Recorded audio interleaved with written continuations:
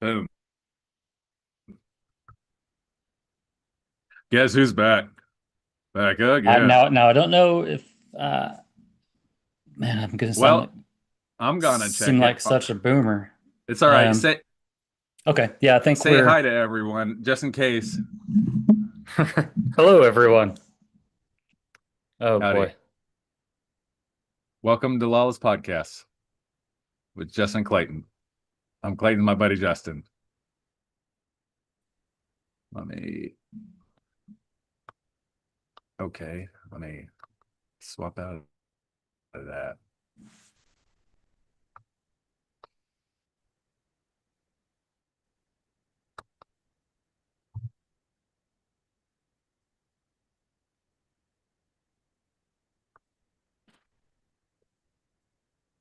Guess who's back?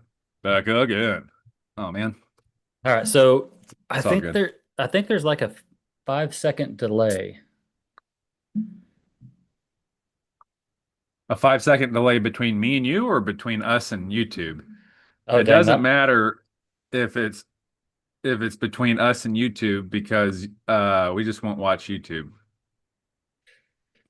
Yeah, let me try something here.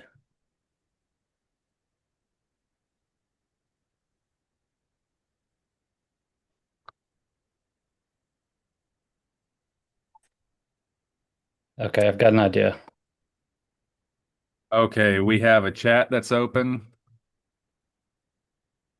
Okay, I'm gonna turn I'm that. Preppy Claus. That's my daughter has hijacked my YouTube channel or my personal YouTube, and she's Preppy Claus. So I just posted in our chat. Chat is open. Okay, It's all good. I think this might work a little bit better. I muted YouTube and now I'm just on Zoom, so I don't know that I think that the delay is fixed. Yeah, yeah, exactly. Just mute YouTube. Okay, Don't have sweet. anything going. Whew, So what's man, up with you, homeboy? that was too hard. It shouldn't have been that difficult to to log into freaking YouTube and hit record. Um, I hate to say it, but man, I might be getting a little bit old for technology. Dude, uh my son, my 7-year old Cash, just recently I had to go to T-Mobile to get his tablet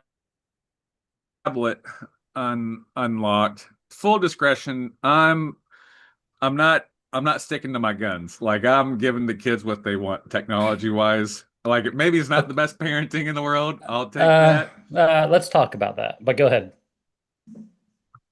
Okay, so Cash, my 7-year old, has a tablet that he cannot make phone calls or text with. He can't get phone calls or texts from anyone, including me. He does have a wireless signal because he uses it to get on the internet. No matter where he's at, he can stream videos. He can do his ABC mouse. We're about to take a long ass trip to Wichita. I imagine he's going to be burning up the midnight oil on that tablet using the cellular Yeah. for his Wi-Fi. Um, a couple days ago, his thing comes with a case. That's going to come into the story later. It's a tablet with a case over it that's supposed to protect it from the dirtiness of the world, protect it from crumbs and hair and mud. Okay. Um, that's what it's supposed to do. A couple days ago, about 5 days ago, I start getting these notifications because I get notifications on everything from his tablet. Like, I monitor his tablet. I'm pretty good at that.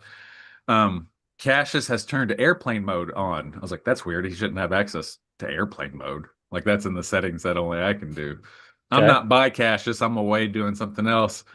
And it goes, then all of a sudden it goes, Cassius turned airplane mode off. And I get like 15 of these notifications: airplane mode, airplane mode, airplane mode. I get done running my errands. I come home. I think me and Caleb were out doing some stuff. When I get home, Cash is like, "Hey, Dad, I locked out my tablet." I'm like, "That's probably has something to do with all the notifications I get." I'm like, "Here, let me see this thing." He hands it to me, and the screen protector, like the case, is a clamshell that clamps over his tablet. And Okay. I see this thing, and it's obviously there's like hair, grass. mud screen, smeared on there. I hope it's mud. I'm like, hey, dude, have you been taking this screen protector off? Bold face looks at me, doesn't even bat an eye. No, I sure didn't. I'm like, wow, must really? must have been Do someone you know if else. anyone? Hmm. Well, I ask him, I give him an out. I'm like, do you know if anyone else has done this? No. If anyone, it's Allie, but I haven't seen her do it either. Like, if there is someone who did something bad, it's you know who, my sister, but I Yeah. haven't even seen her do it. Okay. Um, Go to unlock it. I can. It's just universally. I'm gonna skip a bunch of boring stuff. It's just I can't even unlock it. The screen times out by the time I swipe up to unlock the screen to put in a password to actually unlock the screen. He had the screen timer tuned up to where like it was less than a second. Like I scroll it Before it up, goes to start to sleep. poke in a 4-digit password, and it went right back to sleep. And so me and Caleb do some driving practice. He drives me to T-Mobile here in town. We live about 10 minutes outside of town. We So he drives me into town. He parks almost in the flower bed of the T-Mobile store. I'm like, just park it between the lines. He gets up on the flower bed. Um, Me and a couple gentlemen are in T-Mobile, and of course, the first thing they do is break it out of its clamp uh, screen protector, and like they're blowing it out. They're taking hair and grass. Like, yeah, this isn't supposed to be like this. Uh, we had to do a reset on it, but it was so tricky because there was all these apps within apps, and I had to, and I'm hip, I'm with it, man. You know what I mean? I'm a Yeah, of young course. Of 40 year course. old yuppie dude. I'm Yeah. not, I'm hip, I'm with it. I know what's up. I read the news. Uh, I did not know how to do this. I had to change a Samsung code, change a device code, which is different, and change a Google code, and I had to do it in this exact order. And it was going to like these email accounts that I had set up just to give him access to his Gmail. I can do a video chat with him through Google, and I can message him through Google no matter where he's at. Uh, but I had to set up an email account for that to Okay. happen. And I can't, I don't know the password. I didn't write down the password to his email account whenever I set it up for him because like, I get notifications of his emails, but I don't have the password to it. So I have to Right. go through, do this Chinese algebra, bending over lasers, and like I'm in a spandex suit, all kinds of stuff to get this unlocked. We finally got it unlocked. Uh, Yeah, I'm not as hip with technology as I as I thought to land that plane. Yeah, well, it used to be a lot easier. Like I don't think that it's that we got slower. It's just that it used to be, like the old Nintendo controllers. There were two buttons and a little directional pad, right? Like Yeah. just used to be pretty simple, but man, well, and part of it too is that I just have zero patience anymore. Like for technology or for machines or things like that. Uh-huh. Like I go slamming the weed eater on the ground, kind of like angry, What's super your quick. default mode? What's oh, yours is break it quick? Yeah, well, not the computer. Like, I mean, What do I'm you not. do? You want to throw the computer against the wall. Like it just keeps Yeah, turning off or it deletes whenever you're in the middle of writing something. yeah, dude. Uh, You pick it up even, you're like, oh, set I it want. down, put something else real quick. There have been so many times where I just want to throw my phone against the wall or the computer, whatever it is, whatever's not working.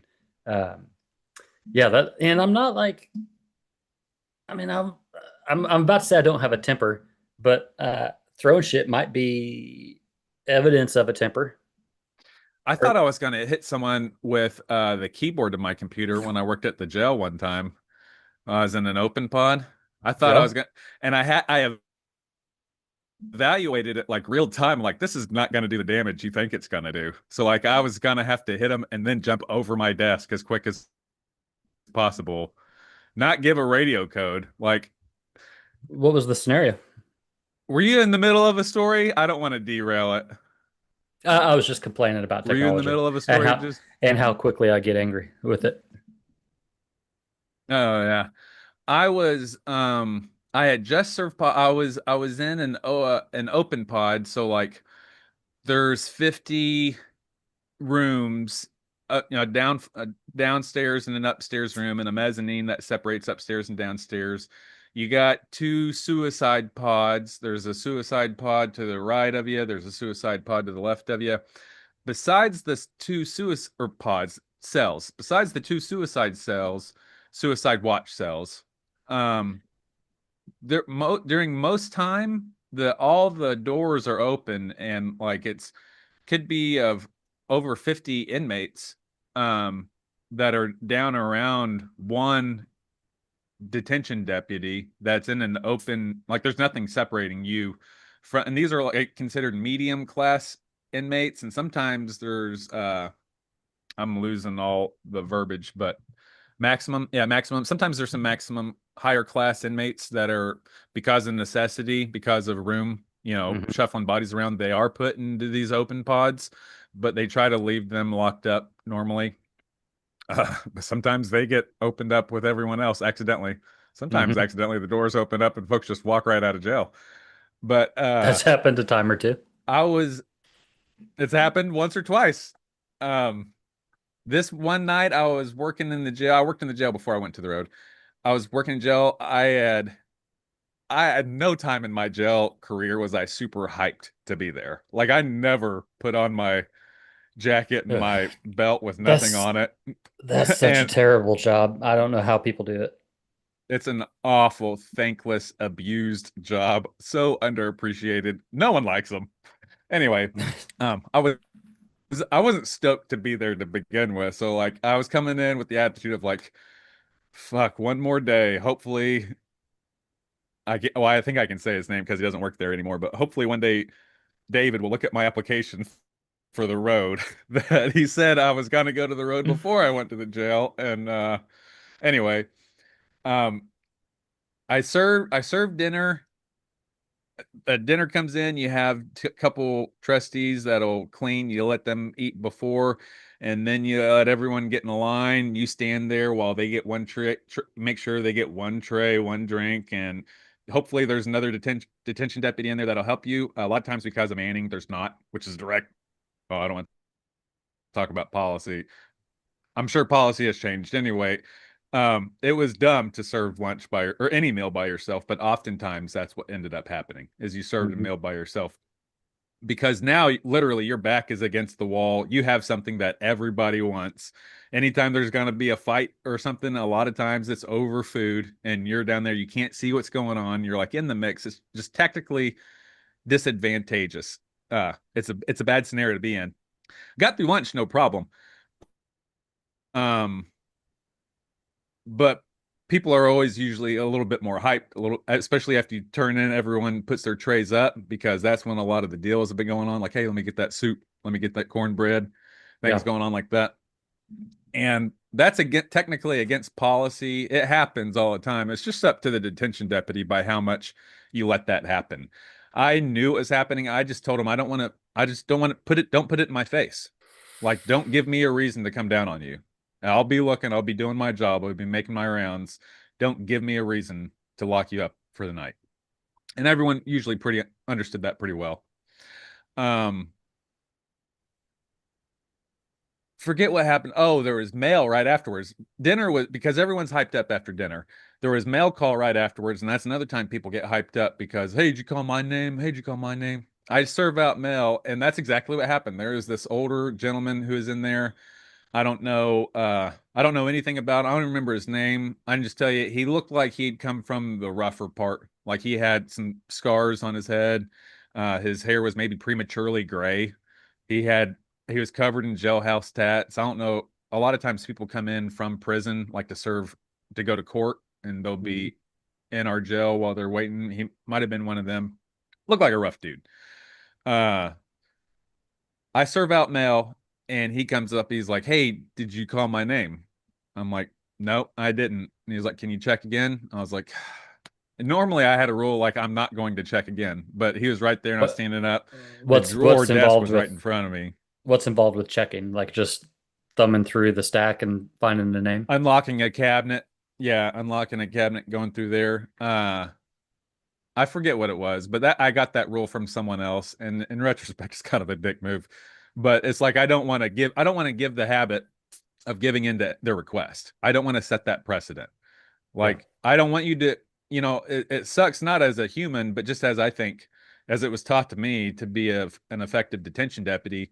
I don't want you to be under the impression that there's any relationship between me and you. I'm an authority. Like, I'm not your friend. I'm not doing you any favors.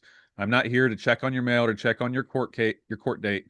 I'm here to represent the sheriff's office, make sure you follow the rules. That's it. That's how I wanted my detention deputy presence to be.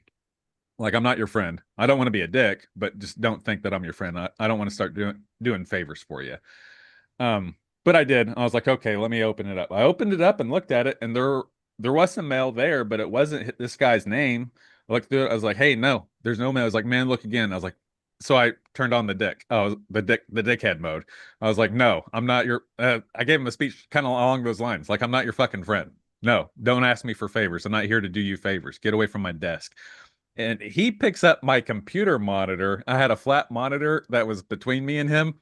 He picks up my computer monitor and raises it over my head, and I yell, "Everybody to your room!" And I stand up and I pick up my keyboard, and that's what brings me full circle to where, like, real time as I was picking up my keyboard, I was over him by a foot. The desks are elevated, so I still think I had an angle on him, Yep. but as soon as I picked it up, it was light and plastic and mostly air. And I was like, oh, this is not going to do anything in Yeah, this that's not what fight. I I'm want. like, he definitely has a better weapon. The keys are But going to as go soon as I flying said, off. everyone go to, yeah, as soon as I said, everyone go to your room and stood up and pick that up, I thought to myself, well, I didn't call that in. So hopefully someone's watching me on camera, because how it's, how you want it to work ideally is if you're going to get it on, like, go hands on in the in detention setting, you want to be able to call it in before it happens so that, people are looking at cameras all over, but there's a lot of cameras and there's only a room full of people looking, so they might not be looking at you. You want to call it in so that everyone sees you, like, I don't what doesn't matter what the code is, but hey, there's a fight and it's it here, someone come help me.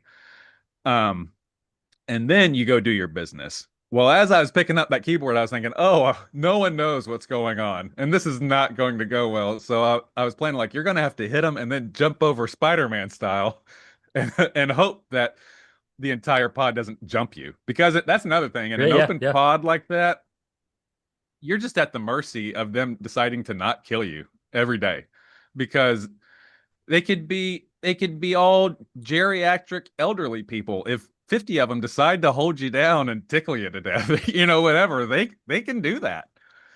yeah. Um, there's and 2/3, I would say, of the pods are, and at least at the jail that I worked at, are medium or less, or minimum. Like, they're either open pods or they're open dorms, which are just beds everywhere. There's not even any rooms. I'll tell you, Those are um, nuts. when it wasn't until I had to start working some shifts in there because the jail was so ridiculously understaffed, dangerously understaffed. Yeah, Um, negligently understaffed, like serving meals by yourself, or which is or against e- policy. It was just I'm happening. I'm not gonna say this did happen, but I'm pretty sure that this did happen where there wouldn't even be deputies in some pods. Like Yeah, yeah, that some happened. pods were just being monitored by camera, Yep. and the inmates were basically running it. Um, Yeah, there was. so Yep, that's been so happening for years. they had and you were there for this, but for those that weren't, they had patrol deputies working the jail shifts just because they were so understaffed. And so I worked several shifts, and that was my first experience really in the jail. I mean, What did you do though? You mostly just worked up at the front desk. no, no, I did. You did So worked in both. So King. to back it up, my only experience with the jail had been from the Sally Port to booking, or when I was a detective from Sally the Port's the big sliding doors that let you in the yeah, jail. and then when I was in investigations, Yeah. I went through the tunnel, from the holding cells to the courthouse, that sort of thing. So when I was working those Mhm. shifts, that was the first time I'd ever seen that part of the jail, and I was shocked, mind blown, how many inmates just walk around, just kind of take a stroll. Um, you know, Yeah. I and for one, I never did really understand the geography of the jail, Yeah. like how to get to different places or whatever. So I'd be like, they'd say, "Hey, we need you in pod whatever to help somebody deliver lunch." So I'm trying to find my way there, and there's just people just walking around. I got no idea who, you don't Yeah. know who these people are. You Could don't be know what their charges are. Osama bin Um, Laden. Yeah. no idea. Except for if you've got red would mean combative or Aggravated. Could be a yes, couple some sort of dangerous. things. Yeah. Yellow is mental, right? Red should be escorted. Yeah. Yellow is something like that. Yeah. And Mental then disorder. and then there was one for like was it green? They can't, like, they're on the same case. They can't be two greens can't be together or something like that. Something like that. Yeah. Yeah, So yeah. anyway, Greens are flagged. There's browns for the workers anyway, and oranges is for general pop. Yeah.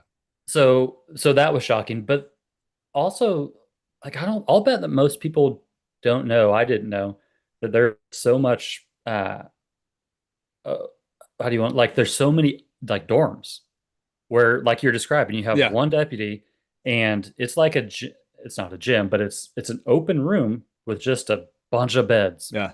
uh then that's Yeah. from what I can tell, that's the majority of it. Like, you have some. Well, maybe where you were. There's definitely some floors that in the jail where it's mostly those things. Okay. Yeah, there's the north side and the south side. Yeah, I would say, like I said, it's probably divided up into thirds, like a third open dorm, which is what you're describing, where there's just beds, there's no rooms anywhere. A third, um, an open pod, which is like what I was describing, one desk with a bunch of cells that can be locked up, Hmm. but they spend most of their time out of it. And a third is an indirect pod, which is for your more aggravated inmates, the more high risk inmates, more violent crime, more whatever. Sometimes they have to be held there for lots of reasons, but you can just imagine all the reasons that you might want someone segregated while they're in prison or while they're in jail. That's so why they're in there.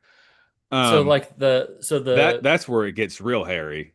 the mental health, I think it's the mental health pod, that smells like Yeah, abs. I mean, I don't even know how to describe it. The smell is, which has to do with a lot of shit being like scrubbed on the yeah, wall and stuff, and like just, yeah, and when I say shit, like feces is what I'm talking about. Like, yeah. just Human it's feces. Yeah, not just it's like your gross. trash. So you Yeah. walk in there, and even walking into the hallway to get into that pod, it just overwhelms you.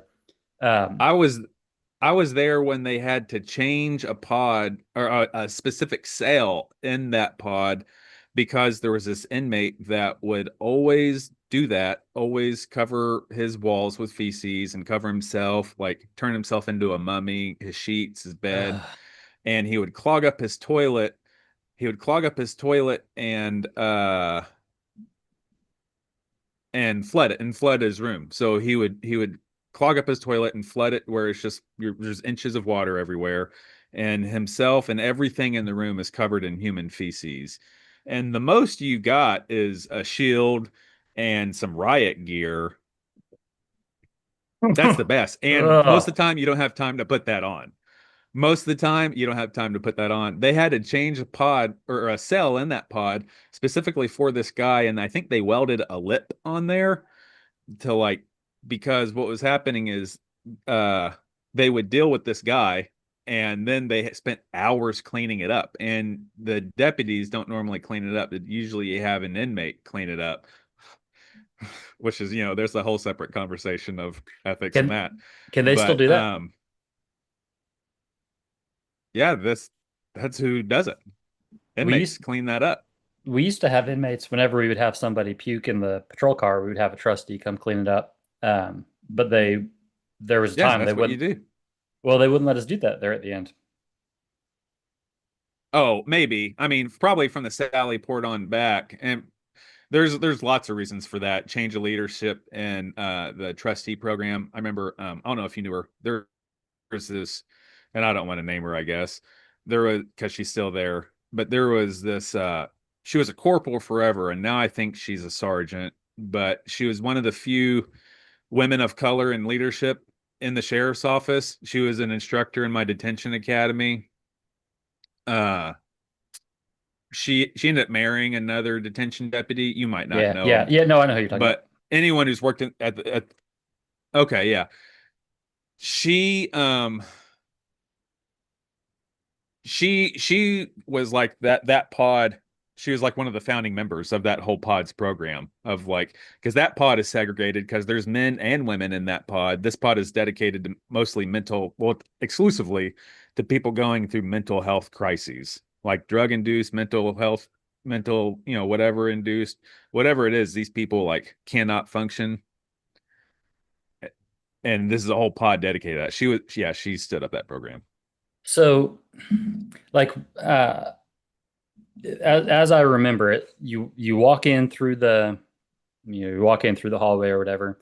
You've got a side on your left, a side on your right. That the do those I two? think all of this has changed since we left, by the way. Oh, has I it? think there's been some more construction. Yeah. Okay. Because what I'm picturing, if I remember right, is like you had to be careful not to you could accidentally open both sides or something like that to where Yeah. the inmates could have contact with each other. I don't remember. All I know is that Uh-huh. was I hated that, and that has to be the worst job in the world. I don't know how those guys do it day in day out. There are people that work there for 20 plus years, or Man. you remember Yeah. Lance? Well, Lance was working They're the most biz he yeah. worked doubles like every day for a like year. I mean, that dude was putting in the hours. And I don't know how you could There do it. there's a deputy there. There's a couple of deputies there that have really cool like side gigs or like other things they do besides detention stuff. One guy there, his first name's Billy. He's a rapper on YouTube. Is he a rapper? I thought he was a country singer. Yeah. Oh, he might be. He might dabble in both. I think, well, yeah, definitely nowadays you can go, that's a Yeah, pretty fluid absolutely. relationship. So, besides failing at technology recently, is there anything that's been going on with you? Um, I've been playing a ridiculous amount of golf lately. Um, do you play golf or have you ever? No, I don't. It's I love it. It's a lot of fun. The problem that I have with it is once you kind of start getting like I'm not going to say I'm good by any means, but as you get Yeah. better, you expect to do better. And the thing about golf is like it if you like it for me anyway, I can either have great tee shots or great irons or great Uh-huh. short game or great putting, whatever. But I can never get like two or three of them to be great at the same time. So, with the pros, they they can do it all great and they're consistent. Right. With guys like me, I'll have a great tee shot and then I'll just completely fuck up the rest of the hole. Or I'll have a terrible tee shot and my second shot is beautiful. And I'm just like, if I could just get it to all come together in the same on the same day, that would be awesome. Um, Hmm. but yeah, I haven't been able to work that out, but I have been playing a stupid amount of golf. Um, I got a membership If at the local golf club, and so Oh, moving on up. yeah, dude. Rubbing Um, elbows with some swanky yeah, people in there? on the swanky side of life. Uh, You're But like, yeah, woo, America sure is great again. Am I right, fellas? You're saying a lot of that when you're in there. Like, woo, America sure mega. is great. No, no, I'm not. Just parked my diesels in the shop, fellas. Am I right? So I've been doing that. If you, if Good. you, oh, I was gonna say, if you could structure your life to where you just do things that you want, like as a young man, because relatively speaking, you're still a young man. As a young man, if you could like structure your life to where you could fuck off all day if you wanted Mhm. to, and your bills would be paid. Um, A, what would you do? What would you spend your time doing if you could break it down to like, I don't know, like just paint a picture of what you would spend your time doing? A and B, do you think you could structure in some satisfaction in that? And what I mean is, I'm kind of putting the cart before the horse here. And my thought is, can you like if you could do nothing all day, or if you didn't have a job to do per se, could you still find something that would you'd be satisfied with at the end? So what would you do, and could you do something to still be satisfied? If So right now you just hit a switch and you didn't have to go in anymore. yeah, I would probably play golf at least 3 times a week, maybe five, maybe every morning. Okay. But uh, I don't know if it'd be necessarily satisfying because I'm so bad at it, but I'm really enjoying creating stuff right now. So Yeah. if I just had time and I didn't have to work, and if I uh, didn't have to be successful in creating stuff, I would just work on art or creativity. Like um, I'd write probably. Um, Yeah. I would just do a lot of creative stuff. But Would but would the problem is that I'm terrible at it. So I'm gonna need a lot of time. that's fine. You got time. Uh, Um, would you would you require do you require an audience then to like to present your art to in order would that does that affect the fulfillment you get from creating is presenting it to an audience or no? No, no, because even if I did present it to an audience, I wouldn't like let's say that an example. I've wanted to get into glass etching with like a Dremel.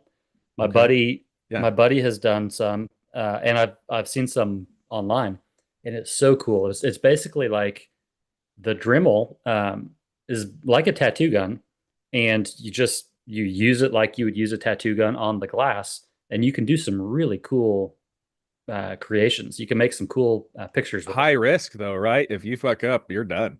it. Well, not necessarily.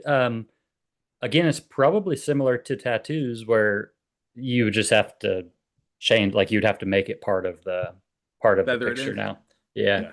Yeah. Um, but like if I made something and I gave it to you and I was proud of it and you were like, dude, this is awesome. Thanks, man. I don't know that I would believe you. Like Oh, I, really? yeah. Um, so even if I did present it and got approval, I wouldn't trust the approval. So, okay, so you're saying that if if starting tomorrow you didn't have to go into work, your bills would be paid, nothing extra, like nothing more than what you currently have, but just what you currently have, you can have for the rest of your life. Um, you would dive into being creative, and you're saying that you wouldn't need to present it. So, like, let's say they're paintings, would you just make a bunch of paintings and stack them up in your attic, or would you destroy them? I What would don't you know. do? I'm not sure what I would do with them necessarily. Like the if you got a bunch of bottles and you're able to etch skulls and Sailor Jerry Oh, tattoos on these bottles, which is I know is what you would do. I would love to. I mean, I would in that scenario, I probably would give them away just so I didn't have a whole bunch of stuff at my house. I wouldn't necessarily like that wouldn't give me satisfaction. That would just be something to get rid of all of this Okay. inventory. Um, So you don't care about you don't care about giving it to people. That's not a part of your satisfaction, but you would logistically have to give it away. yeah, yeah. Well, Now, what and if you started getting negative feedback? What if they were like, "Hey, this is shit." that sucks, dude. I would probably quit. I'd probably be like, you're right. I suck. No. Well, then it went from one extreme to the other. Yeah, You're better off not giving it to them then. If giving it to them makes you quit. listen, Clayton, if there's something you should know about me, it's that I like to live in I'm listening. extremes. I like to go from this side to Okay, this side. I got no time I for have the noticed middle. that. Uh-uh. So, The you know, nuance. like I haven't run in a while. Uh-huh. But if I start running, I'm not going to waste my time with 1 to 3 miles. That's a Yeah. waste of time. Yeah. We got to start with a minimum of four, 4 miles. Yeah. and probably try to get to six pretty quick. Yeah. Um, And yeah. you need to be going at least a 6 minute pace, Oh which no, no, yeah, no, no, no. Uh, I don't. or not 10 minute pace, 10 minute pace, Yeah, 6 miles an hour, 10 minute pace. yeah. I don't know that Okay. I don't know that I've ever run quicker than an 8.5 minute pace. Like that's my best pace for a 5K. Oh, but well, have you ever timed yourself going shorter distances? Like a mile or a mile and a half? I don't go shorter distances. Well, like for the getting the or the law enforcement academy, you had to run a mile and a half. Oh, That was our PT test. yeah, that was a while back. It was actually it was actually when I was on the canine unit that I developed or got into distance running. Um, Uh-huh. Up until that point, 2 miles was like I thought that was all I could do was 2 miles. Yeah. So yeah, at that Like point it there's was a no little bit need to run different. more than 2 miles. Yeah, If I you're mean not a runner or if you're not doing it for exercise, more than 2 miles is just stupid. it's a waste of time. Yeah. And honestly, even a mile and a half, a mile and a half is all you had to do. So Yeah.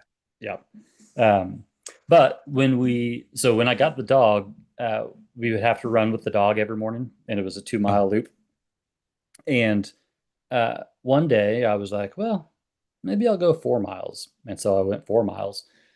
And then I was running, I would routinely run around Derby, and I was on my 4 mile route. And I was like, what if I could do 8 miles? And I just did 8 miles, and it was Yeah. like nothing because for whatever reason, like it was all in my head. Um, Yeah. from eight, I went to 10.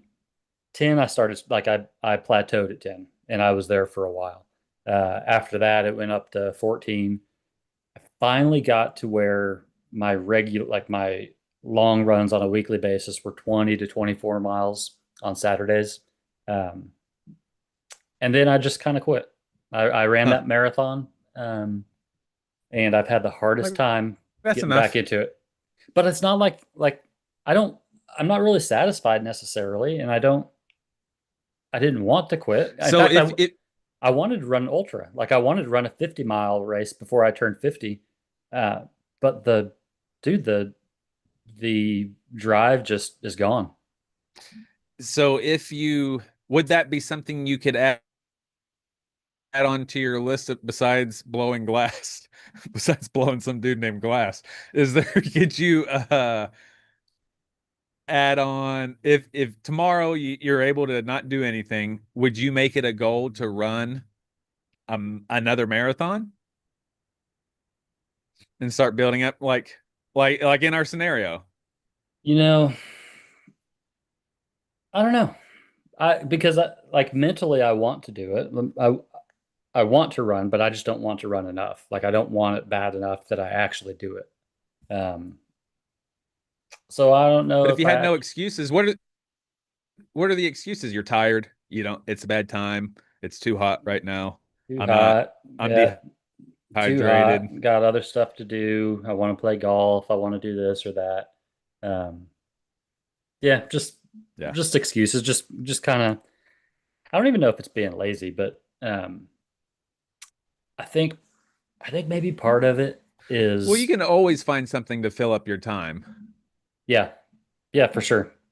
Um, but I think part of it might be that for for a long time I was I've really been just struggling like how would I like with thoughts, like wrestling with deep thoughts and beating, like trying to control um my body. You know what I'm saying? Like just like David Goggins style, like get myself under control by force, any means necessary.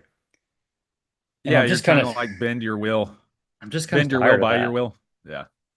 And so I think maybe it's again as a I went from David Goggins like yelling at myself, berating myself because I couldn't, because I was running slow, to all the way over here where I'm like, meh, it's hot outside.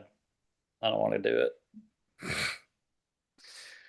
No, like I said, there's always going to be legit reasons, or you can always find legit reasons. That's what I do, is I always have legitimate reasons why I can't go run, specifically run. Runs the one that I want to do because I still go to the gym with my wife. Have you I been running just or no? no, not really. Yeah, you can come in. Here, wait a second. I'm good. What's up, babe?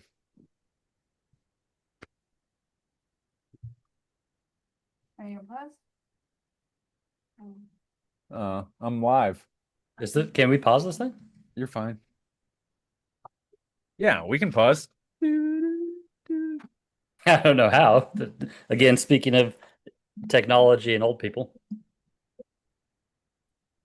you're just gonna go ahead and zoom in on your chest hair Yeah, dude, check out that hamburger meat. See that, son? Dude, Tom Selleck days are coming back, right? I was gonna say I long for the days of Tom Selleck You return, but I tell think that's you kind of tell me already what upon is us. what are the days of Tom Selleck other than having uh, great mustaches? So, I was never really into Hawaii Five-O. I've just always been it's just always been so much the vibe has been on me. Like it, Yeah, you yeah. know, they told me keep it 100. I told them I ain't got no choice kind of thing to where like I am Magnum PI Hawaii 50 Yeah, yeah. and I don't even try to do it. I think it's Hawaiian shirts, not afraid to let your hamburger, your chest hair show. Definitely a mustache helps. Any type of facial hair, but a mustache definitely helps. Um, solving problems, solving some crimes, Scooby Doo Yeah, style, like yeah. just dip, making friends, Pro and bono, like maybe make a friend. Yeah, just offering your things services that happen. you guys got something you need me to solve because You I'm want here to for you. you want to toss me a few shekels? Yeah, you want to toss me a couple shekels, whatever. Um, Now I'll tell you this: yeah. there's a couple things that I cannot do. I've tried. I cannot physically. I cannot wear a button-up shirt without a t-shirt. Like it Oh, makes me really? feel yeah, it makes me feel really uncomfortable. Uh, Self-conscious? You're afraid of what people are going to say? no, it just feels it's like not wearing underwear. It's kind of creepy feeling. Um, or if my pants have belt loops, it's got to have a belt. Like In I my, can't. my I, mind, this is a Baptist Pentecostal thing that's going on maybe, right now. maybe My, just because the yeah. inappropriateness of it. Maybe that's why I have to wear t-shirts. But yeah, if it's It's got belt loops, you got to have a belt, and if it buttons up, you got to have a t-shirt. That's pretty straightforward, pretty simple rules.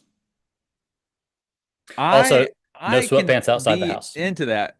Oh, no sweatpants outside the house. You're just like you don't like Yeah. slobs. You have no time for slobs. I mean, I'm not saying I Just don't not in like your them. family. I'm just Yeah, saying sure. Just not, Love and exactly. accept. We're not swabs. I'm not going to see you in heaven, but love and accept. No, my dad notoriously could not keep a shirt on, and it's not like my dad was a mostly absent father, so it's not like I learned a lot of this from him. I think this just must be a testament to genes, Yeah. nature over nurture.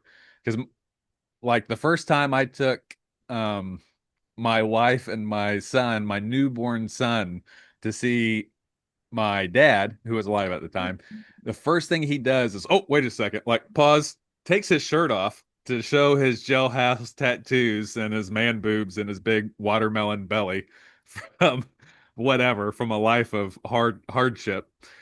And I was like, oh, okay, now I'm good. Come on over here. When my wife, when my wife, the first thing he said to my wife whenever he came in the room as he patted his lap was, come over here, darling, I won't bite. I'm like, geez, thanks, Dad. Thanks, Pop.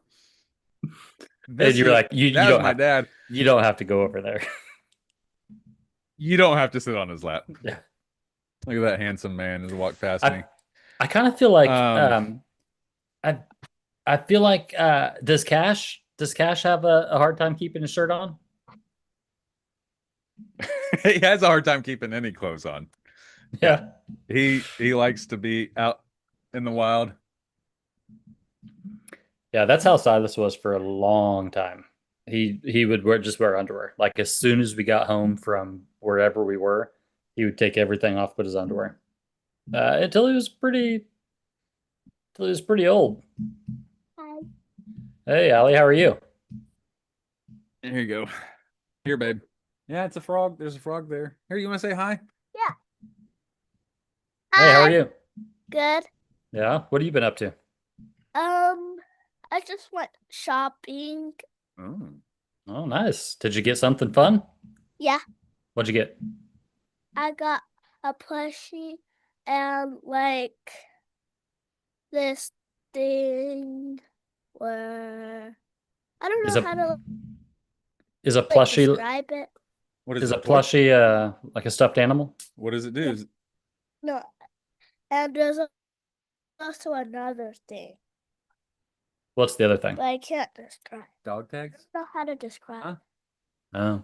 How do you Takis. like No, the other thing. Alabama? Okay, good. Yeah. Do you like it more or less than Georgia? See that frog crawling up behind you? Whoa, what is that? It's a frog. That's pretty cool.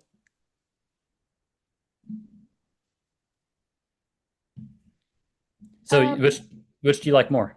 I like Georgia and Alabama equally, Equally? But Okay. Alabama's better. like a little bit A better. little bit better. It's definitely better weather, huh? Yeah. Better scenery. I'll see you when you come to Kansas here in a couple weeks. All right, say bye to Justin Bobby Big Tits. You don't have to say that. Come to Kansas. See you. You come to Kansas. That's right. All right. See you in a little while.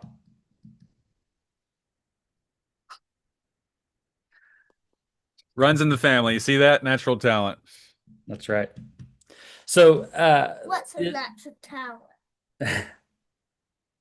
what is the weather out there? Is it pretty nice? It's not as hot as Georgia. Yeah, I mean it's heaven. Is it pretty I don't know. We had the heat wave that was going around, like the flu. There was that heat wave that was everywhere. We Yep. got up to over 100 for a couple days, Oh, but wow. so far the weather's been mostly 80s. Okay. High I don't think we've had anything 80s. over. You get a. We haven't hit 100 yet. Yeah, Oh, really? it's been pretty humid, but it's been pretty mild summer so far. Which, by the way, a couple of people have commented about our summer hiatus and summer Uh-huh. officially beginning like 9 days ago. Yeah. So Well, I don't mean that our summer's over. I mean our summer hiatus is over. our Our hiatus, break. right? More of a late Yeah. spring hiatus, but still. Sure. Okay. Sorry. Jeez. I'm not. Yeah. More than a couple. I guess I did see a couple. Yeah, well, I've also had conversations with people, because you may not know this, by the lack of interaction with people commenting on the video or on the podcast or whatever, you may think nobody's listening, nobody's watching. But Okay. the truth is people have said, "Hey, I'm enjoying your podcast," or "I listen to your podcast," or this or that. So just because Yeah. nobody's interacting doesn't mean they're not listening. Yes. And Yes. and they're paying attention to when we say that we had a summer break when summer started 9 days ago.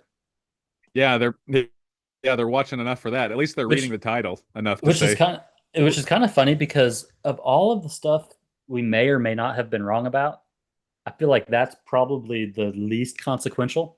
Like that's probably the least important. Not that we have been wrong. yeah. I'm pretty sure we haven't, but if we have been. Oh, I've definitely been wrong. But luckily you have to watch my stuff enough to find where I'm wrong at. Like there's plenty of stuff that I'm wrong. Like I'll watch our stuff. I'm like, oh, I got that name wrong. I got that date way off. Like, oh man, I was in a completely different Yeah, decade. that's the You worst. got you got to watch it Yeah, that's the enough to worst catch it. because you can't like real time, like even if you make a correction, you can't Right. go back and somebody's like, "What? This guy's an idiot. That's not true or that's not accurate." And Well, even if you correct it, too late. yeah, the temptation is there. Like I still leave it. I do some light video editing, just truth be told. Obviously, I'm not editing this live, but I might go back and take out some, like when there's delays and there's long pauses between us. In the very old days, I thought I said too much, so I went and took out a lot of my ums. And in retrospect, you said, I think, why don't you just stop saying so much? I'm like, oh yeah, that works better. That's But an option. yeah, that's an option. There is some editing that goes on. It's usually just like time delays or technical difficulties, or like sometimes there'll be family interruptions. But usually, like every time that I know that I've said something wrong, like factually incorrect, I haven't taken it out. I've just left it in there. I'm like, oh, if someone wants to point that out, they can. They You get know, the product that we make. something that I kind of like to do is I like to just go so fast, just pepper them with being wrong, pepper them with fallacies. Enough So, information. Yeah. so fast where they're like, "Oh, wait a second!" Like They they don't just know can't which even one keep up. Yeah, to respond to first. it's kind of like I That saw a is a video. debate technique. Well, so I watched this video the other day on TikTok that this guy, his name is Jeremy. He's a pastor and he's a skeptic. And it's interesting. I think that he and I are on the same page on a lot of things. And he was talking about when he used to be a youth pastor and like the Yeah. manipulation that goes into the altar calls and things like that. Yeah. And this is something I've thought about for a while. And I don't know if your church does altar calls, but have you ever noticed how how oftentimes, at least in evangelical churches, like you can tell what's happening. The music starts, pretty soft, Yeah. and it starts as the person's talking, and then the person starts talking real fast and starts giving, we're gonna do this, Turning and the emotion up. yeah, it starts, building the uh anticipation or whatever it is, like, You might say to me, Pastor, I'm not good enough. Well, let me tell you something, yeah. And brother. so that's the same thing. Like that's what I'm getting at is I'll just start talking so fast and make it sound like I've got something really important that even if I'm wrong, that's okay because I've got something really important to share. And maybe you'll just ignore the stuff that I'm making up. It's worth a shot. Man, not yeah. Yeah, that's probably actually exactly what's taking place. Is the people most people don't make it this far, and the ones who do are not going back to fact check us. Thank God. Yeah. But just so you know, we're not intentionally saying wrong things. We're accidentally saying wrong Yeah, yeah, things. yeah. Of course. And some of the things, maybe, who Um, knows, maybe they actually are true. We just don't know it yet. yeah, hey, we're in this new phase of grace, brother. We've deconstructed all of your old rules to where actually there are no rules. Well, and not just that, but it may just be that we're ahead of the curve, um, and maybe something's not factually true yet, but eventually it will become accurate. So, after pointing that out, we're an hour into this, and this will be a recording, on YouTube that people will be able to watch later. I think the last I saw, we had 2 live viewers, and I know I'm one of them. So, thank you, whoever else That's me. you are. Okay. Okay. Well, like I said, this will be a recording. Um, you want to dive into the topic? We hit on it last week, and I think it's okay if we can go back to it because I think we're definitely going to be honest about it. The topic is immigration in the US Okay. right now. I was looking up some stuff on it and I heard some new ideas since the last time we spoke, and I just wanted to chew them up with you, Yeah. see what What you you think. got? And so, um, I guess I was hoping to have a better natural segue, but something I had heard about when it first happened, and I thought I knew more about it than what I guess I did, is this thing about birthright citizenship and how birthright citizenship has been challenged by the Trump administration, by Trump himself. Even he wrote an executive order on his first day in office, not canceling it, but definitely challenging birthright citizenship. Um, and I guess it was just wild. Like Teapot shared an idea with us the other day. It was by some journal, but it was the Shirley, I forget what it was like, but the Shirley complex or the Shirley syndrome, which basically surely it wouldn't happen to them. Like kind of like with the ICE raids, like, well, surely we're not going to be going to colleges and rounding up students. Well, that happened. Surely we're not going to be going to graduation ceremonies and arresting parents. Well, that happened. Surely we're not going to be going to Home Depot parking lots and arresting the workers. That's been happening too. Um, so there's that Shirley paradox, which kind of which addresses those things of like it's talking about birthright citizenship. Shirley that I had in my head was, well, if you're, I guess it just didn't even compute because in my head, and it's been like this for hundreds of years, as it turns out, um, is that if you're born in the United States, you are a citizen of the United States. It wasn't always like that. That the 14th Amendment was ratified in 1868. Before that, you had to be uh, a free white landowner, a free white male landowner to be a citizen. And so the 14th was very inclusive and was a very progressive amendment at the time. But basically, I think it started off with free men because it was that post Civil War, like white men and free men, and then later it was including everyone. But the part that's challenged by Trump is the part in the 14th Amendment says all persons born or naturalized in the United States and subject to jurisdiction thereof are citizens of the United States.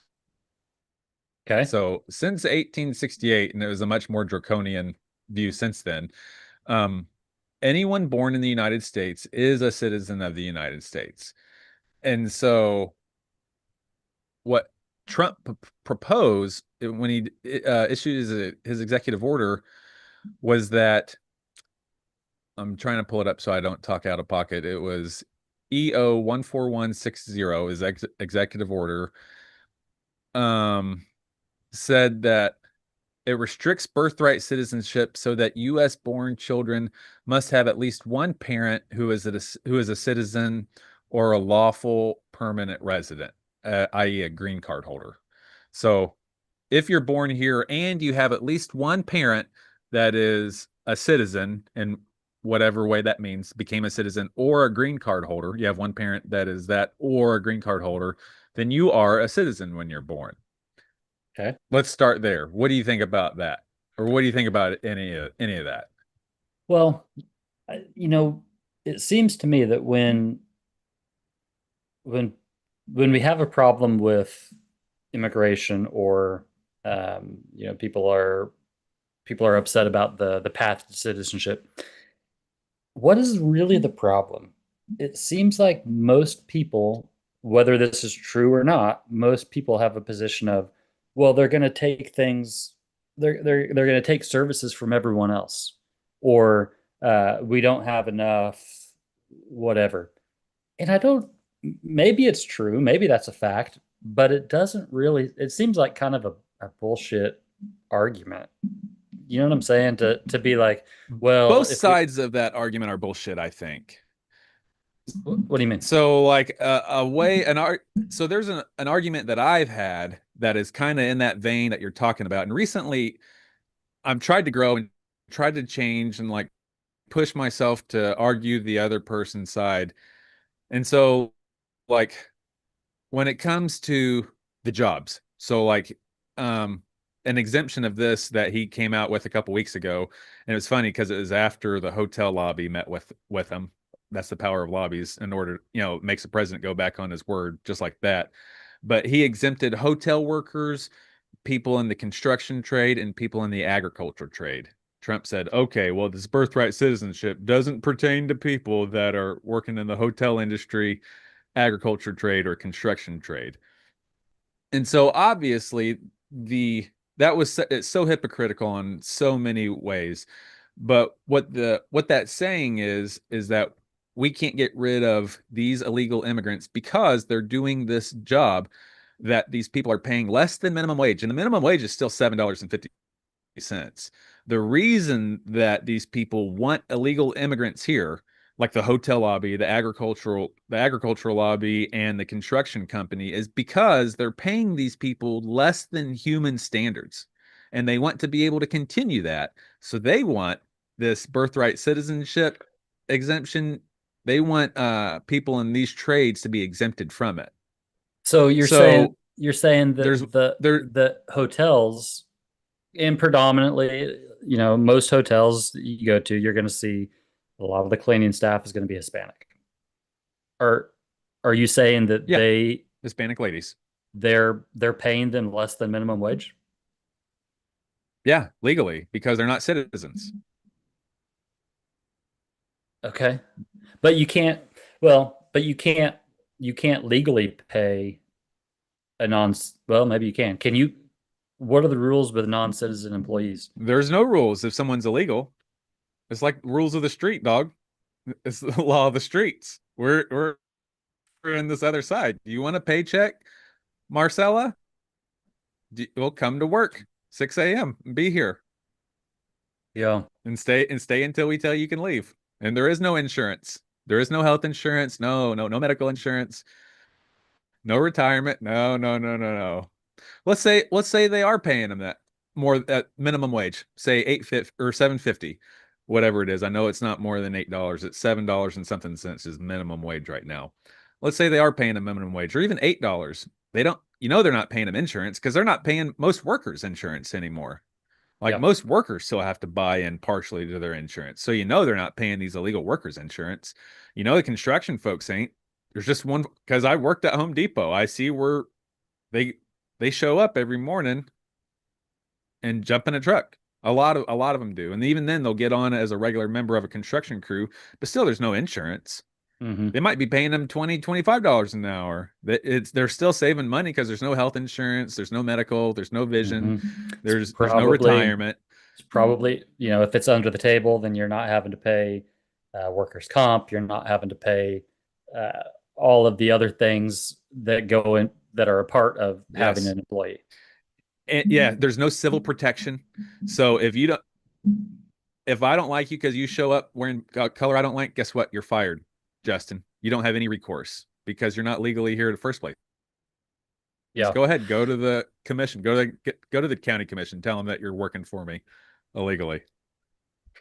So first off, I had no idea that there was such a thing as a hotel lobby. Like that there was a lobby Yeah. group for hotels. Like that's bizarre to me. Historically, And they kept the UFC. go ahead. Go ahead. I'm sorry. Oh, I was going to say historically, they kept the UFC out of New York for years. Like the UFC, I remember never went to New York, and it was because the hotel union um,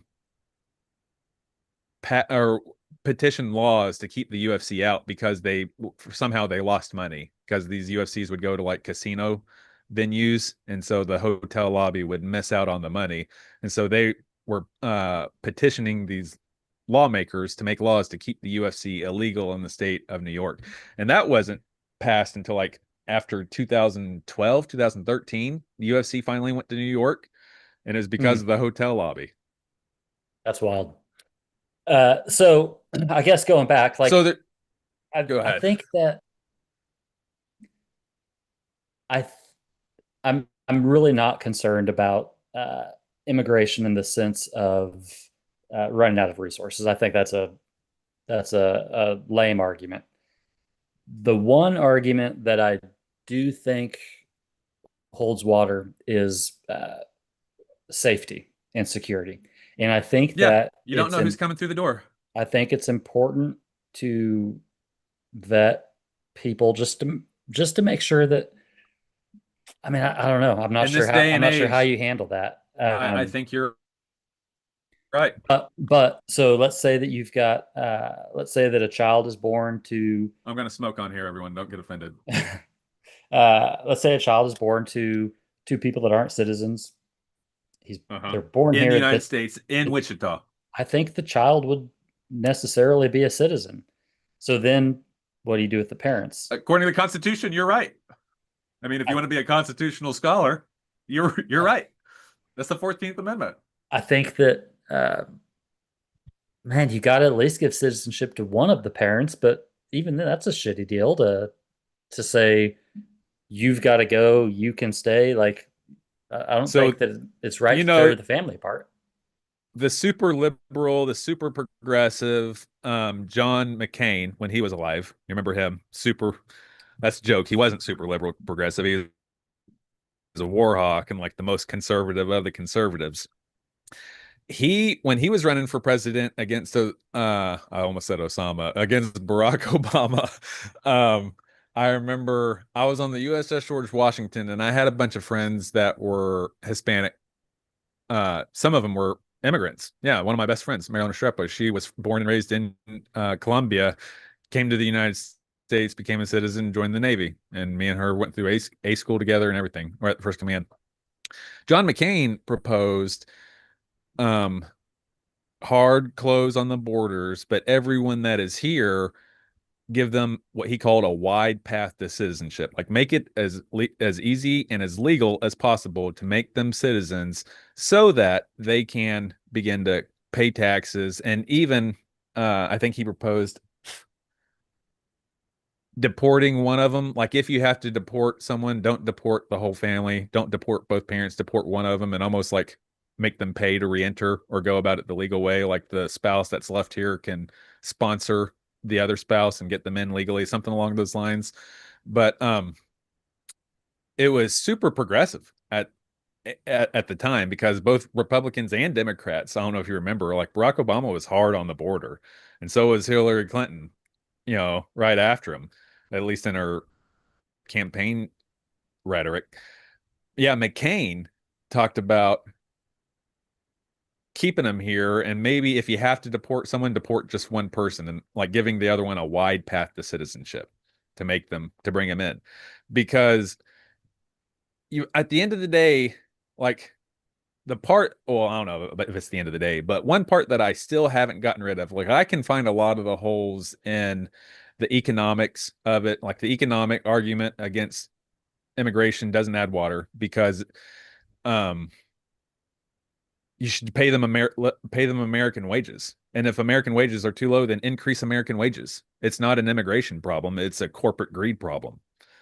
Like you obviously value your work, your labor more than you value human lives. Because if that weren't true, you'd be advocating them to become citizens, not Well, that's so you can keep paying them under the table.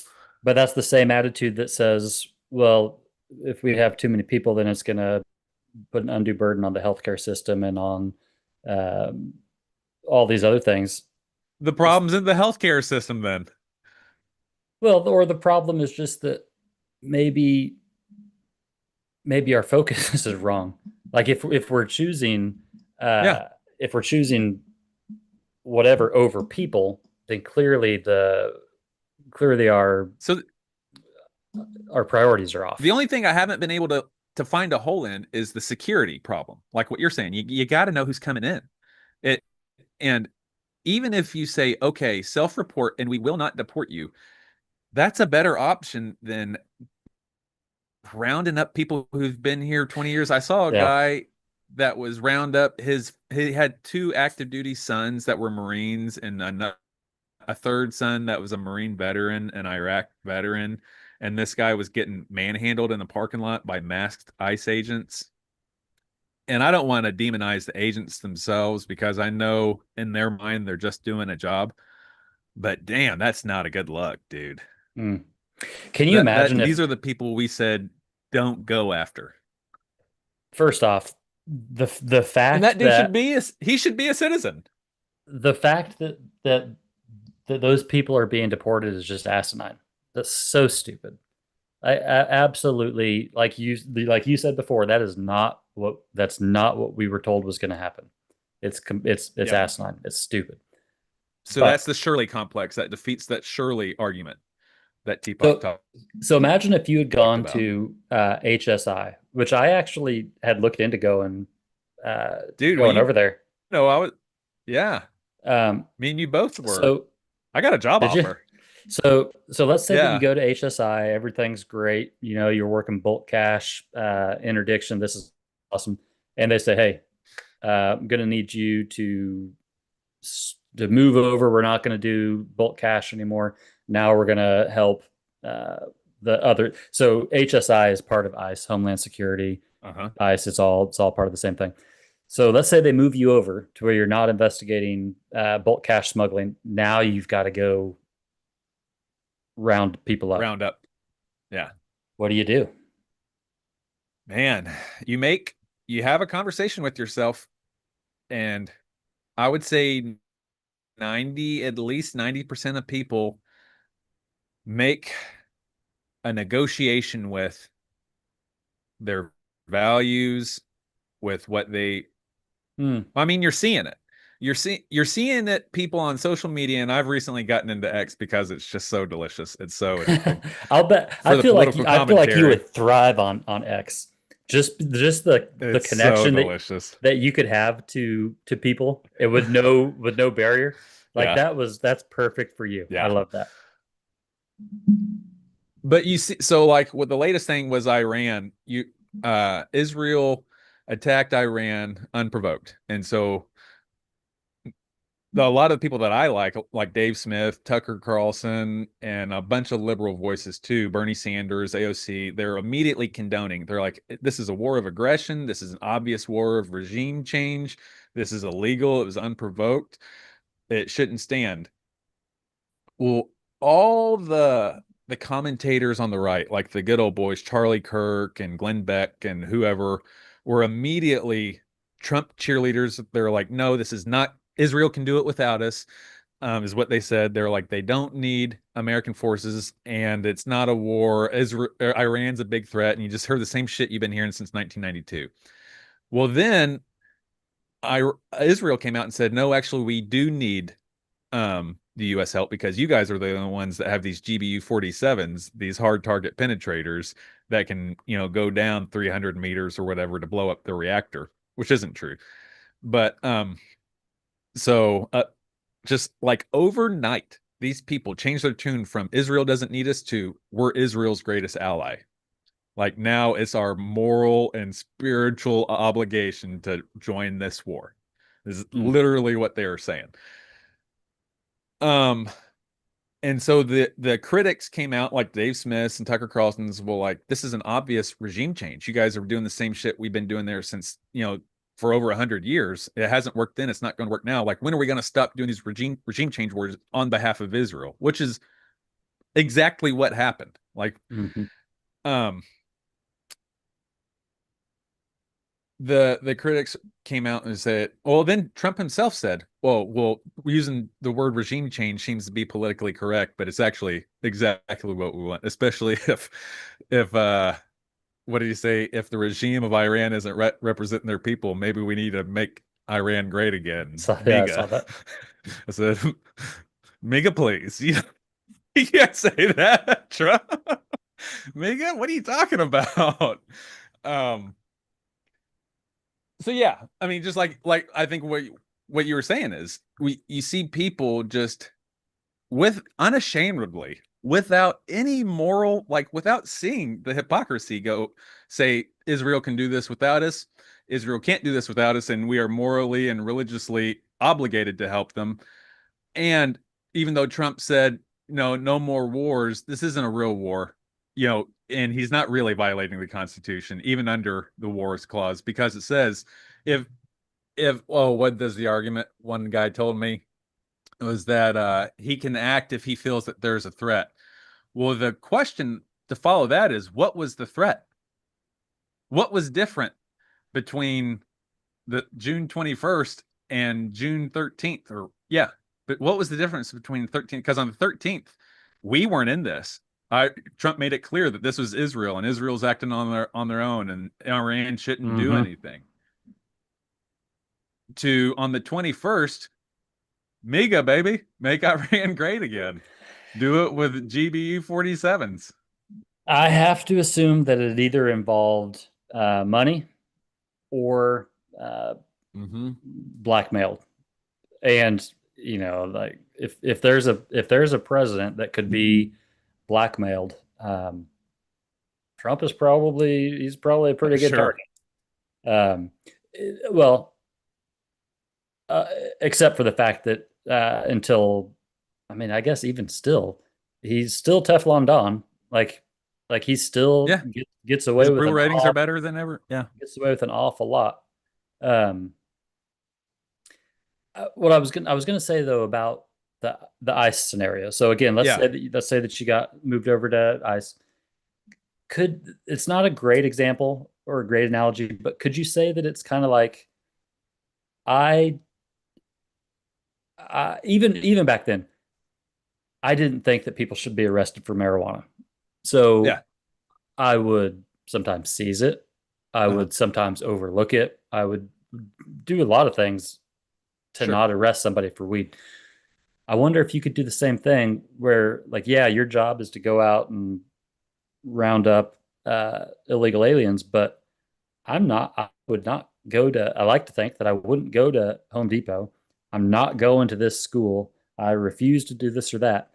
I wonder if they have the option to do that, or if it's, you know what I mean? What would happen at the sheriff's office? What if there was, like, we had a couple incidents of civil unrest when you and I were both at the sheriff's office, and what if instead of being just a protective force, like, and this scenario kind of played out in some ways, what if the on scene commander, whoever it was, a sergeant or above, probably a lieutenant above, would say, okay, now we're going to arrest these people. I want you guys to form a circle and go arrest this group of people.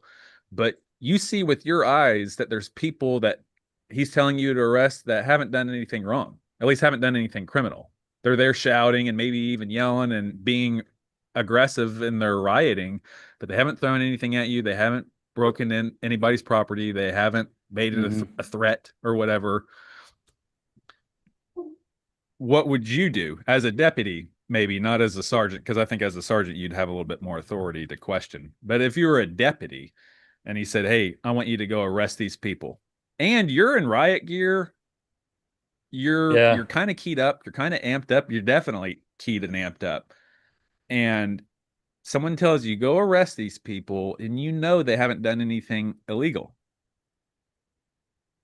I would What would sure you do as I would deputy? sure like to think that I would say no. I would like to think that Yeah. I would stand my ground, that yeah, that I would just refuse. I Let's think say that you do that. well, I think the reality What's going to though, happen to you? I think the reality though is that in that scenario, especially if you're a deputy, and let's say you're less than 5 years on, um, Sure. it's going to be it would be difficult, I think, to really to feel like you're appropriately assessing the threat and not say, well, Captain so and so sees a threat. He knows more than I do, so I guess he's right. Like I could see that being a pretty likely argument that someone might make. Um, but I'm going to tell us. it's kind of like I think you were working. I think you had stayed over to work to help first shift out when someone of significant authority gave the go ahead to take You're someone. talking about me. You're talking about me. I want to tell this story. He gave This you was me. the go He ahead. told me. Take him out. No, well, okay. I was gonna hide my identity, but I'm definitely gonna not use the name of the sheriff that gave me this command. What happened was I stayed Allegedly. from third shift to first shift. Allegedly. Okay. Yeah, this is all allegedly, I guess. I stayed from third shift to first shift. So I was gonna work 16 hours. I think I was on like hour 13 or hour 14 at this point. Which Um, just for people that may not be familiar, we had just like in the jail, we had really short staffing. So our minimum staffing on yeah. first shift was 6, and our numbers were just so low that there were a lot of shifts that we couldn't get enough people to man the beats. So we There's a had bug zapper by me going ham right now. It's like smoking. I think it's about to catch fire. So yeah, we so were that's why you undermanned. were. Yep. I stayed from third shift to first shift to help. And what was going on was there was a burglar that was hitting trailer parks specifically, and not like established trailer parks, but like these trailer parks that we have out in the southwest part of the county that are like 3 or 4 trailers together in the middle of the woods. That's like hidden fields trailer park. You're like, really? I didn't no idea this was here. There was a guy who was going out and hitting these kind of trailer parks. And what happened was he was doing it during the middle of the day. He hit this one trailer, and it turns out there was a girl that had stayed home from school and called 911 and was like, there's someone in my home right now. And we knew it was this guy. And now there's a victim. Like, this is lights and sirens. Go fucking get this guy. Well, someone else shows up before me and ends up chasing him. He gets in his vehicle. They lose him. He's out of the trailer park. Well, everyone had shut down. I see him like peel from a dirt road onto oh man, what's south of MacArthur down there? It's the 50, road that goes east and west. Been 55th or 47th. It might have been on 47th or 55th because it was south of Lake Afton. It was south of Lake Afton. I think it was on 55th. See him peel out from a dirt road onto the paved road. I'm like, oh shit, he's here, and light him up. So I start lighting him. He starts driving squirrely, like we're going for miles, and all of a sudden I hear someone on the radio says, "What did he say specifically?" It was like deadly force is authorized. Whoever's on scene is allowed to set up a roadblock and open fire. And at this He point, I'm behind the person that we're chasing. So I get on the radio real quick and I'm like, do not shoot at the person right now. Wait for me to peel off. And so like we ended up spiking them later. But yeah. yeah, that was the scenario. Is someone who came on the highest authority in my chain of command at the time came on and said, deadly force is authorized. Y'all set up a roadblock and open fire. Deadly force is Now authorized. So I'm like, no, it's not. I I'm don't here. Please don't do that. I don't remember specifically about opening fire, but I do specifically remember uh, deadly force is authorized. And I was which you can't Dude, give someone else I was in permission. the area, because I was trying to help with the pursuit Yeah. or the whatever. And I remember saying, no, no, no, no, no, no, no, no. Like I didn't get on the radio and say it, but I'm thinking, please, please.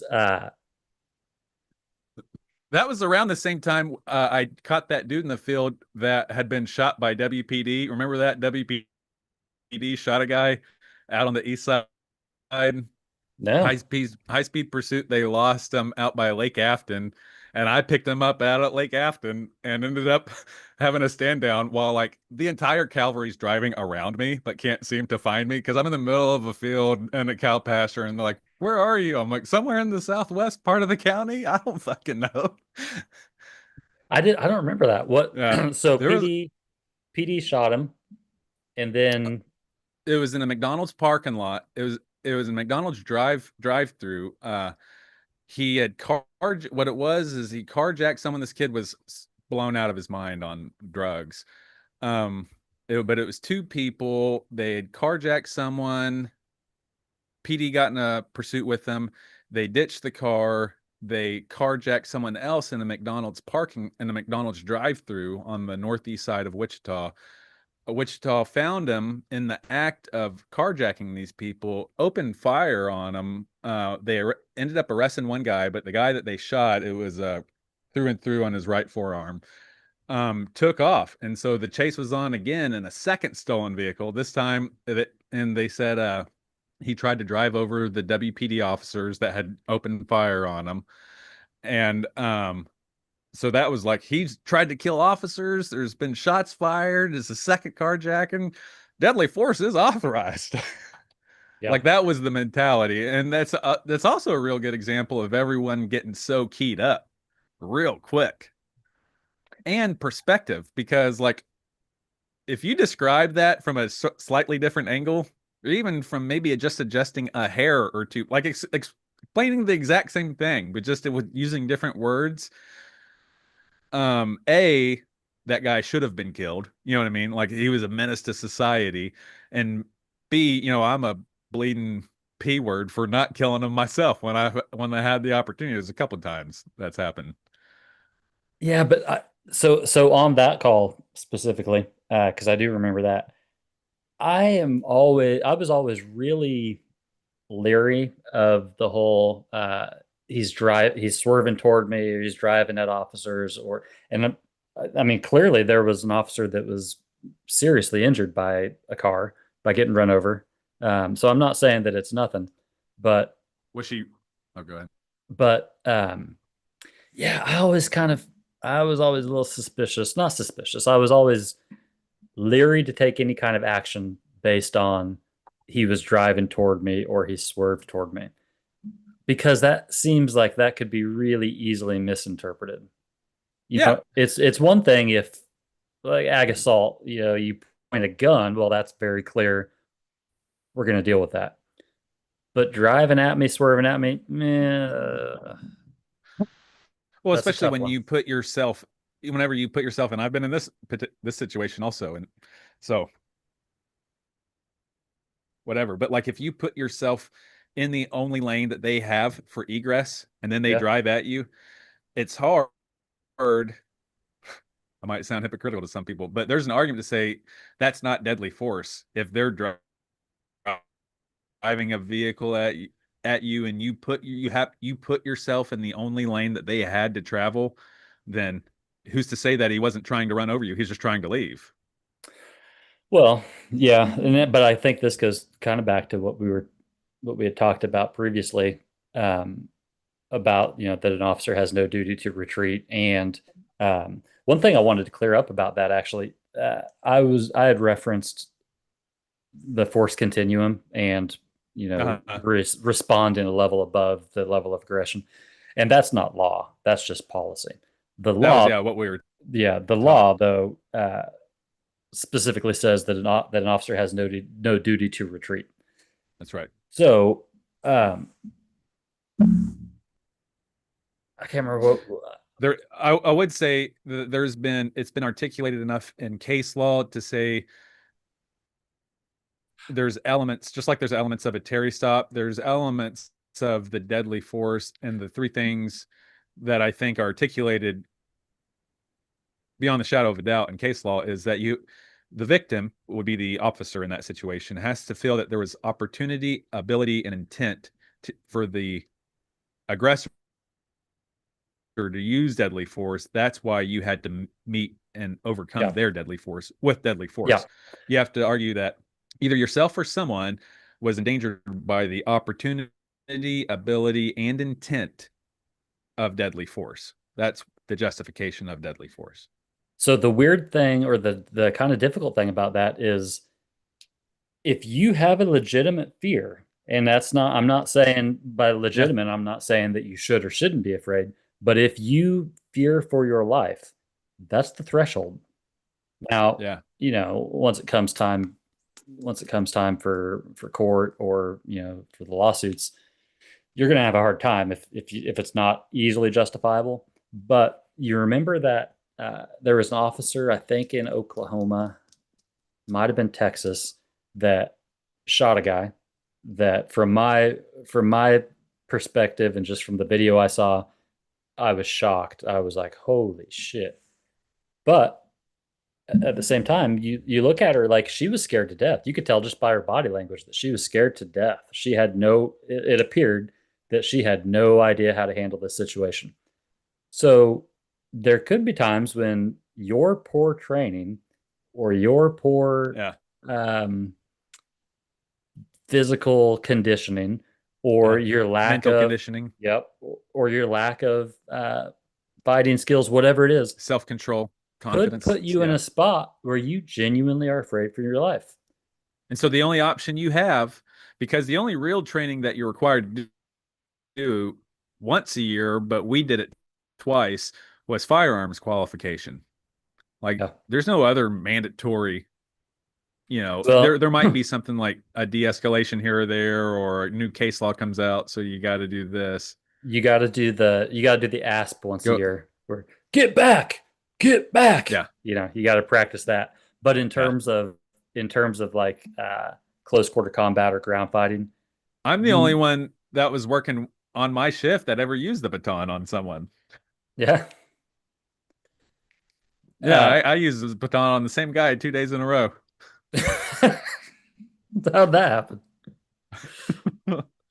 Well, he was a homeless guy out at Lake Afton, and I went out and trespassed him, and he didn't leave, so I arrested him. And while I was arresting him, he got, like, I was going behind him to get the cuffs on, and I had pulled my baton out because he was methy, and he was like talking crazy and showing some signs. So I used it as like a show of force, like deterrent, like, hey dude, I got this and I'm ready. So Did you expand it, or you're just holding squirrely? It? Yeah, I expanded it and was holding it with both hands.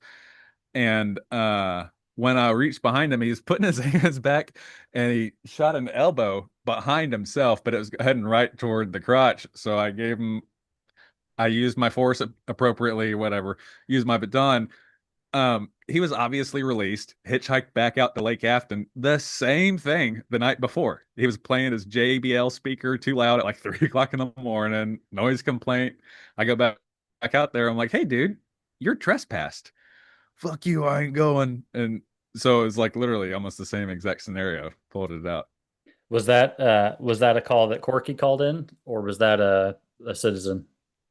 No, this is post Corky. This is Smitty. Oh, Smitty called it in. Old Corky, man, he used to piss Smitty. me off, because I was on 7 beat, so I was just east of Lake Afton, and you know, I was always looking for the dope, and so a lot of times I would be on the east side of my beat, maybe even the east side of the beat east of me. So I was very rarely all the way out there, except for and I'd be sitting off a house. It'd be a great dope house. You know, I'd have some great intel, whatever. Lake Afton 5, I need some deputies. And Corky would start some shit, and I'd be like, are you kidding me? And it was always about dumb stuff. It was always about tent passes, or like he would talk shit, and then somebody would talk back, and he would like, I need help. Oh, he used to drive me crazy. Yeah. So yeah, man. Go ahead. Oh no. I think we just wound off telling stories, but I think what we were initially talking about was like how this all has to do with immigration. And I've I'm willing to have the argument. I'm willing to have the discussion to say that I don't know everything about the argument to come out anyway. Like I don't have a settled idea or opinion on this one way or the other. I know that it's complicated. I know that just like the Iran and Israel thing, people are conveniently becoming Christian all of a sudden, and they're conveniently using scripture to justify their I think, man, I hate to say this because it seems like such a scapegoat. It's racist behavior, and the people who are doing it might not or believe that they don't have a racist bone in their body. Like it has nothing to do with race. It has to do with security, dummy. It has to do with knowing this or that. But I mean, especially if you're a person on the receiving end of it, if you're the victim in this victim aggressor relationship, it appears as though all the victims are brown. So it definitely has a feeling of it being racist. They're using scripture to justify what is perceived as a racist ideology, and they were quoting, oh, what was it? I had it looked up. Matthew, this is on Data Over Dogma, but it was when Jesus was talking about the rams and the goats. Oh man, I was in Leviticus afterwards because I was chasing a rabbit. But when Jesus is giving the parable of the talents and the rams and the goats, dang. Oh well, I'm not gonna find it. 12:36. No.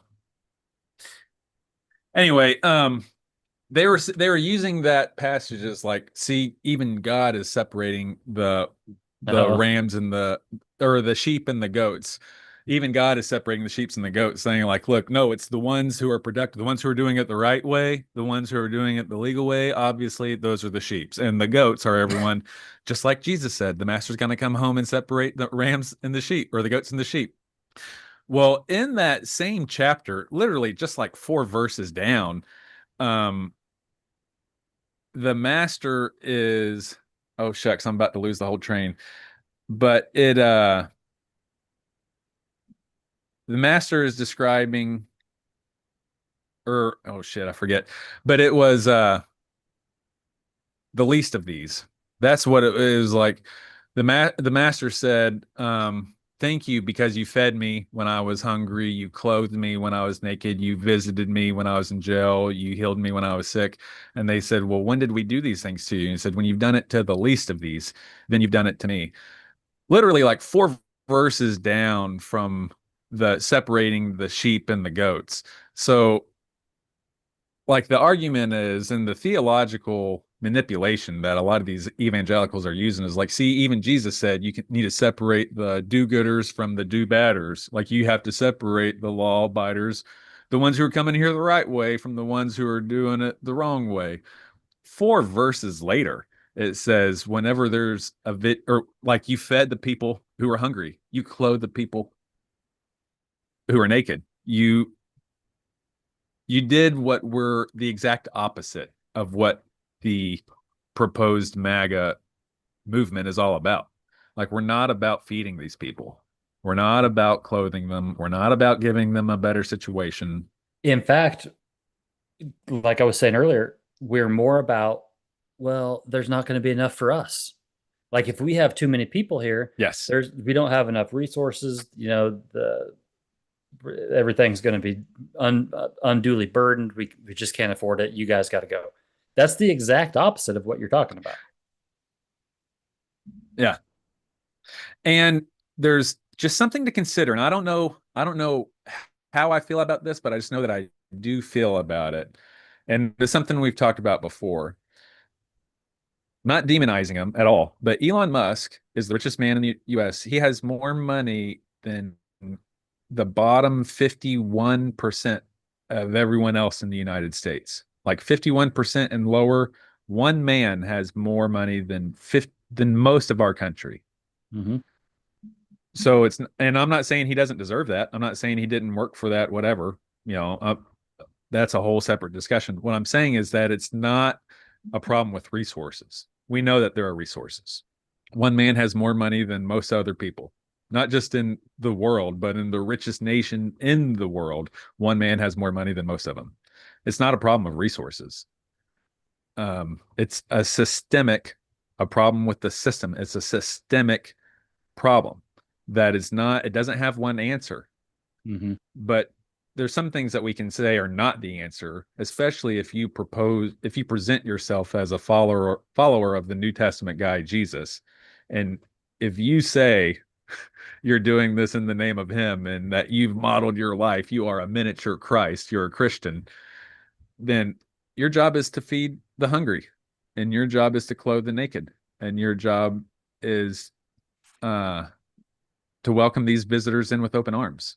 That was the Leviticus Old Testament scripture I pulled up, but it was an Old Testament commandment from, Oh like, yeah, I remember that.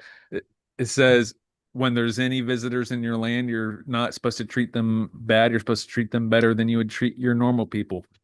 I'm the Lord your God. Where was it? I think it might have been Bart Ehrman. I was listening to somebody talking about when they had gone to the Middle East, and they were shocked. It was remarkable, the um, hospitality of everybody. Mm-hmm. Like people were just like coming out in droves to welcome them, and they had said, Can you imagine if this was in America and you saw droves of Middle Eastern, presumably Muslim uh, people, the fear that we would have toward them, as opposed to they didn't have a fear toward Bart Ehrman. Like they welcomed him. Right. They were like, they gave him gifts, they fed him, all those kind of things. But we wouldn't have it's very unlikely that we would have the same response if some visitors had come to America, right? Like we would just Well, naturally our we would see actions that as speak louder than words. we would see that as a threat. We would see that as something um, to be met with aggression, or maybe not even aggression, just Yeah. met with I think skepticism. a healthy skepticism. Which, and maybe that's cultural. I don't know, but I think it is pretty telling that those of us, and again, I call myself a Christian. Those of Yeah. us who call ourselves Christians don't necessarily do the things that Jesus have the positions that Jesus would have had. Presumably, Well, I don't know. and, and also, kind of going back to our main vein, it shows you, or at least it should show you, evidence of the manipulation. Like, there's such a big difference between what Jesus said in the parable of the talents or whatever, and what Leviticus says about how you treat travelers and immigrants in your land. There's such a difference between that and what we've been taught, are the Ted Cruz Western evangelicalism, that you have to start to ask yourself, where did this big difference come from? Why? And then you can, I'm sure we'll talk about that. I'm going to do some dives on that. But you can start naming names and start seeing documents. Like, oh, there was a documented coalition between the owner of the Times and the Department of the OSS at that time, which became the CIA. Like, oh, they wanted to pump up the American exceptionalism. Interesting. Hmm. Yeah. Things like the Schofield Bible. Oh, I don't. Tell me. Go ahead. I'm familiar with the Schofield Bible, but I'm not familiar with anything about, like, what are you talking about? Oh, well, it was a different interpretation of the King James Bible. It was commissioned by, I can't remember, but it was by this wealthy famous New York family. I'm losing it, but it's like a conspiracy. It's one of the conspiracy theory families, like one of the wealthy northeastern families that had ties to Europe. But anyway, this pastor in the South, it was commissioned for him to basically write a bunch of pro-Israel stuff into the King James Bible that wasn't there. Interesting. That was So it one was of even before the OSS. that was one of the. You knew that I went to Bible college, didn't you? Did you know that? Yeah. Okay. That We was haven't talked a ton about it, but yeah, I knew you went. the Schofield Study Bible was one of the acceptable Bibles to have. Like it was one of the cool versions. So you had King James was first and foremost. New King James was kind of like, yeah, it's King James, so it's still okay, but it's New King James, so it's kind of questionable. But the Schofield Study Bible was Schofield, Ryrie, um, John MacArthur. There were a handful of study Bibles that were in the Cool Club, but I'd never heard anything about the uh, Schofield specifically adding a bunch of pro-Israel stuff. But I do I do think that probably the I got distracted here. This is the Rothschilds. I'm actually Googling it. It sounds like that's kind of been debunked. But I had heard that the Rothschilds had commissioned the Schofield Bible, but Chat GPT is telling me I'm wrong. So maybe I am. Yeah, Chet sometimes is wrong himself. He definitely has a little bit of a slant. I'm not going to say which way it goes, but it's definitely noticeable. And he is pro Uh, a certain hat I club. sh I showed you that. The picture of I was trying to have it create an image, and it was just like so close, but still like, nah, fuck you. I'm not gonna do it. I'm gonna do it, but I'm not gonna do it right. Like it had a cool design, but it was just misspelling the dumbest things. Like it was Yeah. almost like it was intentional. Like I would specify, make sure that the spelling is correct. Uh-huh. Like, you got it. And then it would mess it up more than it was the first time. Yeah. I saw that. What was it? What were the words you put on there? It was like obey or some kind Oh, of like it's dystopian. no, lyrics Oh, that's from Me Without You. Uh, everywhere, all the time, everywhere, everyone, everything. I am everywhere. Yeah. Yeah. So hey, it's 10:31, and I'm not sure how long we've been on. I'm 2 gonna have to hours. We just bounce. hit our 2 hour mark. All I'm right, about to bounce. I'm about to bounce out because I got to go to bed. Sounds good, homie. I'll get this up in probably a week or so, hopefully less. All right. So to But I'm going our to be seeing you soon. yeah, hell yeah. To our two watchers, our two folks, welcome. Thanks for being here. We'll do it again sometime. All right. Bye. All right, later. Later.